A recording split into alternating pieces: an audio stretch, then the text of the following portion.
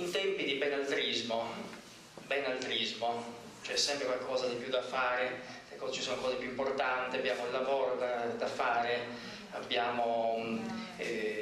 esigenze incredibili, quindi la lingua sarda, perché parlarne, perché è antistorico, eccetera, in tempi di benaltrismo, e mi fa piacere che invece possiamo dimostrare che questo è un discorso centrale.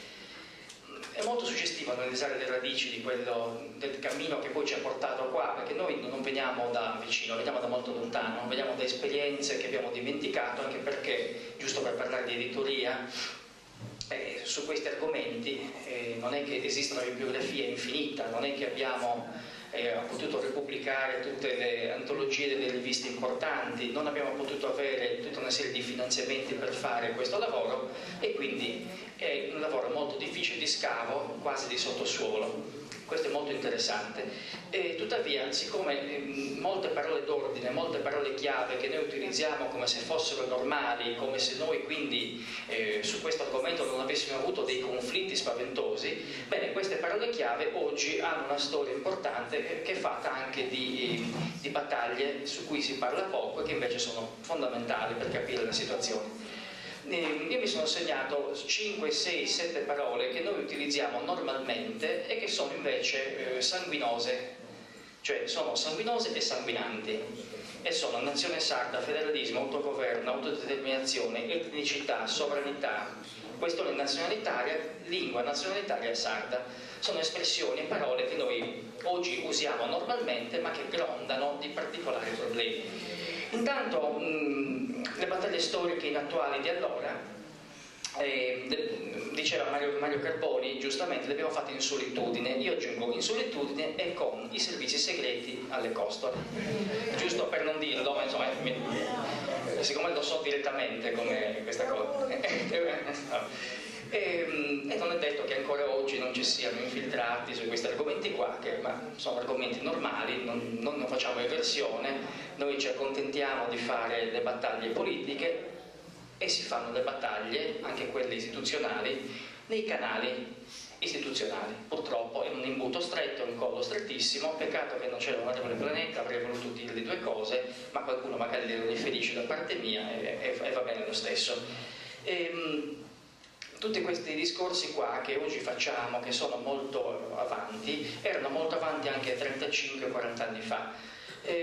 talmente avanti che nel 2005, qualcuno forse se lo ricorderà, abbiamo assistito a un dibattito spaventoso sulla lingua sarda, cominciato da un certo Angioni, che non so se sia un antropologo, uno scrittore, non ho capito, comunque si chiama Angioni,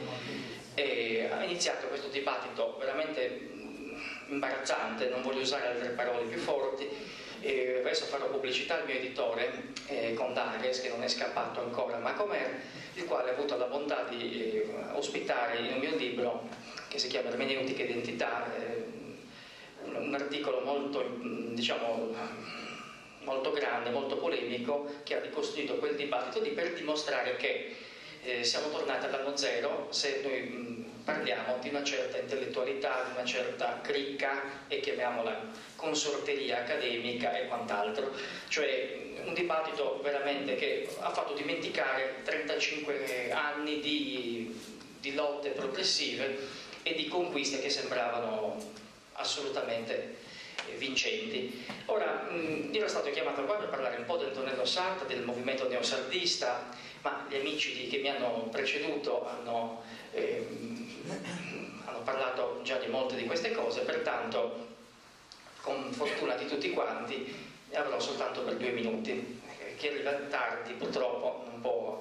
può ripetere le cose dette, però è importante lo stesso. Il problema di Lang, la prima cosa che Antonello Sarda aveva tirato fuori già in anni precedenti alla nazione sarda, che ho dimenticato, che la lingua sarda non è un problema soltanto così di politica, è un problema di Lang, di civiltà, di modo di essere, di situarsi nel mondo, che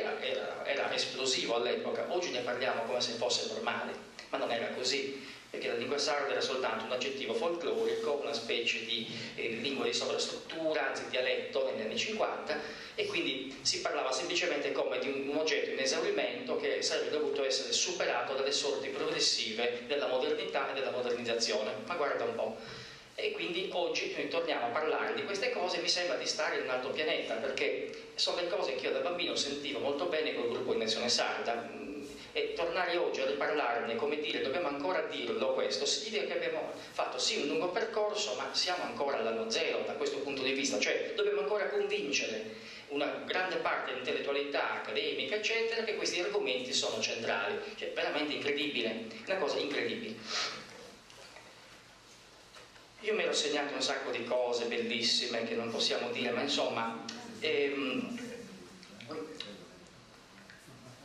non l'ha inventato qualche antropologo da poco, il fatto che noi non possiamo utilizzare la lingua come il museo per i turisti, come un oggetto etnografico da mettere in una teca, che è molto interessante, i filologi hanno questa vocazione purtroppo, ma dobbiamo farla vivere su altri pianeti, per esempio con la parola chiave che è difficile da dire ancora oggi, ufficializzazione, bruttissima parola, molto complessa, contorta, ma è quella che ci serve. Ora, siccome non c'è l'onorevole Planeta, qui avrei voluto rivolgere un paio di domande, le lancio così in maniera retorica, ma è possibile che dopo l'esperienza soriana, dove è stata fatta la legge regionale sul cinema, una legge incredibile, inquietante, dove non c'è il fondo specifico per il cinema in lingua sarda, ma possibile che i sardisti non abbiano ancora fatto un emendamento per mettere questo minimo aspetto di civiltà? Tanto per cominciare, per cominciare con le cose piccole, perché poi noi parliamo sempre di orizzonti che sembrano impossibili, ma possiamo andarci subito su questo. Perché non lo fanno immediatamente? Perché non hanno ancora messo mano almeno a un articolo dello statuto, un articolo bis, per riempire lo statuto sardo di un piccolo, che si chiama lingua sarda ufficiale, cioè perché non l'abbiamo fatto ancora? È un mistero. Perché ancora mi hanno segnato un'altra cosa, sempre che avremmo dovuto fare, ma insomma, sono tutte proposte, ce ne sono tantissime. Il problema fondamentale che viene fuori dal movimento neosardista sono tutte le cose che stiamo dicendo oggi in maniera precisa, puntuale, solo che allora non c'erano gli strumenti per farlo, oggi ce li avremmo, ma non li stiamo utilizzando, perché ancora oggi ci si balocca a tempo scaduto con la Costituente, che è una bellissima idea, fondamentale, straordinaria, ma non serve farla adesso perché non c'è il tempo tecnico per farla approvare, per cui noi ci stiamo baloccando sul contenitore e non sui contenuti. Molto interessante, come sempre un modo per farci del male, per rimandare sine die alla prossima legislatura, chissà, la possibilità di fare le cose. Allora, di fronte a tutto all'etnocidio incipiente, questa è l'ultima spiaggia, l'ho sentito molte volte in questi anni, è sempre l'ultima spiaggia, poi non lo è mai, è sempre semplicemente stiamo perdendo un po' di tempo a fare le